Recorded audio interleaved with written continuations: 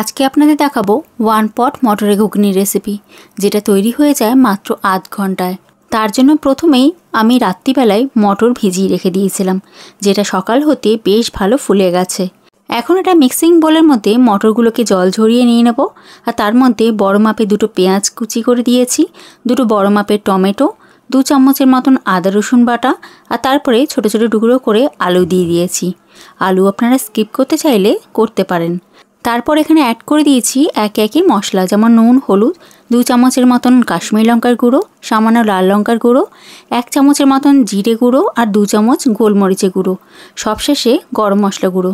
আর তারপরে অ্যাড করে দিতে হবে একটু বেশি করে সর্ষের তেল, যাতে এই সর্ষের তেলের মধ্যে সবগুলোকে খুব ভালো করে মাখিয়ে নেওয়া যায়।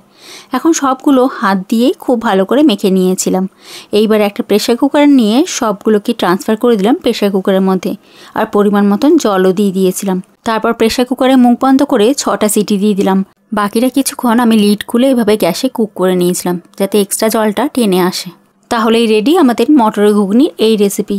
হাতে সময় খুব কম থাকলে অথবা হঠাৎ করে কোনো অতিথি বাড়িতে এসে গেলে তাহলে এইভাবে একবার মটরের ঘুগনি করে দিতে পারেন। আমি এখানে অবশ্য ঘুগনির চাট তৈরি করেছিলাম, তাই উপর থেকে সামান্য লাল লঙ্কার গুঁড়ো, পেঁয়াজ কুচি, ধনেপাতা কুচি, সামান্য চুরি ভাজা আর লেবু রস দিয়ে সার্ভ করেছিলাম।